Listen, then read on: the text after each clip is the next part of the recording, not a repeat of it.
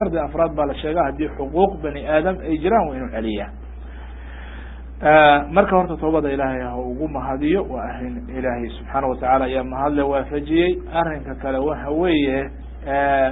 وإنه بديا نوافش يطاعض يصلاها نوافشها وإنه بتصدع أما إنه صلاته هذا أسود عليه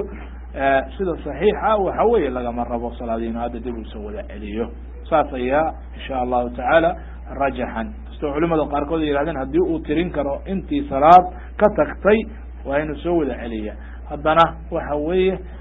سدا وافقسن تيسير كإسلام كا إيوه توبدا وحويه إن هذا صلاته إن سعري لغا مربو لكن توبدي هو ناجيو نوافش إيوه عملك صالحا أو كد دالو وآل عملك صالحا أو بديو والله أعلم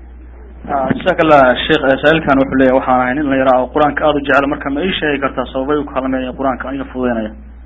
الحمد لله إلهي سبحانه وتعالى كتاب في سواء فذيي أوحي ولقد يسرنا القرآن للذكر فهل من مدكر أنك وافضي بالله سبحانه وتعالى كتاب في سواء فذيي مركب إلهي سبحانه وتعالى كتاب كسؤوف فذيي واحد كويري كفاية كل داشو بدال هرتين أطلب بحسه إخلاصي النية إن إلهي سبحانه وتعالى الله تماضو إن عمل قدرته دال قدرته إخلاص كريس هم تريه دان جعل هاي قرآن كا وكذا لكن أنا دال قدره ما ماشي إذا كما دقاقة ماشي من بافدين مركا إخلاص كي بالربا إذا دال إن قدرته دال إن قدرته فانكو وبهاي دال يتوقل يلا صعد إمتى أنت قرآن قاتل في داي وإلهي القرآن كنت سيه هدنا ضيعي أو كفر بحصدي سعل لا مركا دال إن تكون بحسه إن آخرنتي سائي مارة تكون بحسه أما حق حفظ جيس وحد الله أنت حفظ أنت معلم وناكسن قرآنك كادجيسك كوس حكرة وحكا قلبا يعني مارة الفاديس كوس حي لأن القرآن يؤخذ بتلقي قرآنك تلقي باللغوقاتا معها وكريجس نسكا خصائص ديك وكريجس نسكا آخريو قلادات بدن بالغياب إنه كله قلادات كاس عرف كيس أي كوين أذان أو ورجس أي إمارة أي كوجران مركا وحربا تلقي علنا كقاعدته مدة كلو إن عدد قصته معلن والبا مارة مثلا حفظه إن تكون العليسو إن مراجعة يسو إن هالمصحف كي خلصه إن الإله كبر له إنه في أسبابها صدًا حيالها وقال من كرو نعم والله أعلم جزاك الله الشيخ سائل كان وحلي الشيخ دم ميجا سو غاريا ما صدقي كرا وسائل الاعلام كسيده تيفيده oo kale waxay maanta kor u qaadeen sumcadda islaamka habal loo adeegsado iyagoo lagu xumeeyo muslimiinta ma fahmin ku su'aal dam mيجا soo gaaraya ma صدقي كرا وسائل الاعلام كسيده ma صدقي كرا banaanta aan roobina waxay kor u qaadeen sumcadda islaamka hatta hadii loo adeegsanayo xumeynta islaamka muslimiinta يعني وسائل إعلامك هذه أي تهاي وسائل الوسيلة ده شيء وسيلة ده وحلو جاري وشيء دن لو جاري وسيلة الإعلامية وشيء دن كرمان أفكار كودي يو فكر كودي يكون جد بيان وسائل شهادة جرتنا وها يعني قال أي أمارك تي أصل كذا وسائل أنت دبلن إشكاله يعني أما هالنقطة وكالتها ورك الشيء أما هالنقطة إذا عدها وين أدون كده كارثية أما هالنقطة تيفية وين الدنيا ده كما عرفه ورك قطبية وعرق يمقلب قطبية أما هالنقطة جورنال ده وين أنت بقى وحوية طبعا ما عرفت إسلام هين باله يقالوا فكرة دول أينا خوان إلى يكون قطبيان أو إلى يكون قطبيان فكرة دول مركا إن بدلنا توي كسر جدا إسلام kuwaas oo kale ma dhihi karno islaamkay kor u qaadaan ma dhihi karno islaamkay kor u qaadaan islaamkay la dagaalamayaan oo baabi'inayaan see u dhihi karnaa islaamka laakiin haddii wasiiladii mid lamida oo islaamkii yani ugu yeeraysa dadka oo diintii ugu yeeraysa oo xaqi gudbinaysa la helo nacam marka waa la dhihi karaa inay tahay mid islaamkii u gargaaraysa maayo waqti walba waxaa jirtay wasaa'il zamankii nabiga calayhi salaatu wasalaam iyo zamana ka dambeeyeyba مثلا قبل يقول أها حتى دقن في الصومال ده وحو أها وسيلة إعلامية هذا الكون اللي قد بنايه أي وسيلة إعلامية واي تلفون إيه إذاعة إيه تي في إيه جورنال مجرم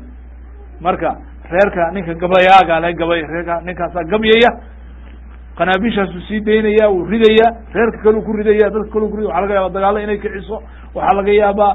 inay maaragtay dhibaato ku samayso inay qolooyinkii kale ay ka caroodaan inay ka dhibtoodaan inay waxyaale ay gaarsiso marka waa wasiilo jiri jirta iclaamigu waa wasiilo iclaami dagaalka qayb kamida markaa nebigu alayh salaatu wasalaam uu adeegsan jiray wasiilada maadaama wasiilo iclaamiya jira taa tahay markay gabayo lasoo diro ama islaamka lasoo caayo ama haweenka muslimkaa la caayo ama nebiga alay sala slam la caayo wuxuu oran jiray ka xasan ibn saabit rudda can rasuuli llahi sala allahu alay slam nebiga ka jawaab alayh salaatu wasalam ka halgan nebiga alayh salatu salaam markaasu weliba wuxuu yihi yani ruuxu lqudus jibriil baa kula jira inta aad ka halgamayso ilahi iyo rasuulkiisa alayh salatu wasalam inta aad ka halgamayso oo aad difaacayso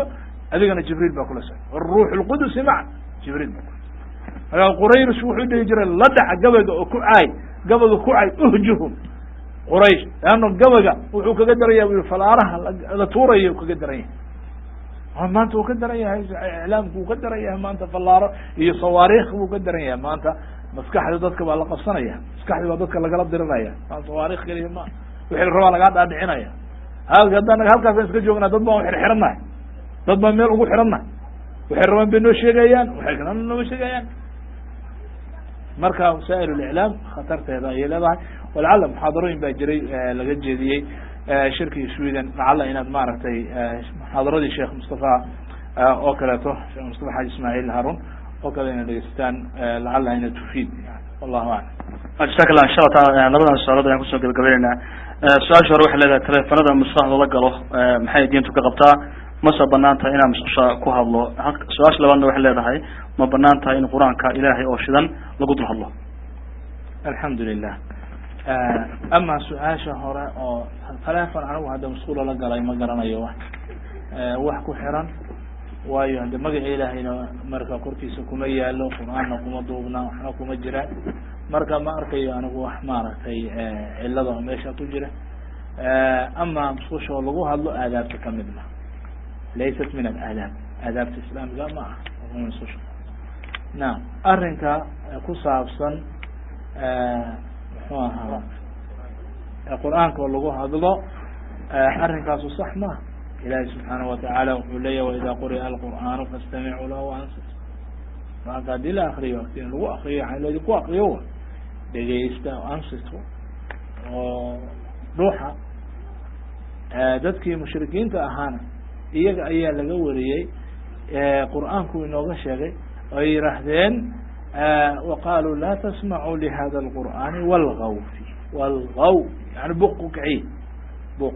marka qur-aanka haddii la hadlayo qur-aanka hala iska deli hadaad doonaysa ina hadasho hadal mubaaxa ku hadlaysaan hadalkaa haysataan bu hadal mubaaxa u yahay oo banaan oo ka maaragtay aad markaa ubaahan tihiin hala damiyo si aanu kitaabkii ilaahay subxaana watacala loo fududaysan aan u noqonin shay aan shay la fududaysanayo noqon ama haddii la dhegeysanayo la maqlayo laga faa'iideysanayo oo dadka qaar dhegeysanaya ay jiraan qaarka kale waa inay hadalka yareeyaan ama codkooda ay ka fogeeyaan ama hadday hadlayaan hadalkooda hoos u dhigaan oo qur-aan ka hoos mariyaan marka laa ba'sa hadday saas u dhacdo qaarka dhegeysanayaan ay markaa dhegeysanayaan wallahu aclam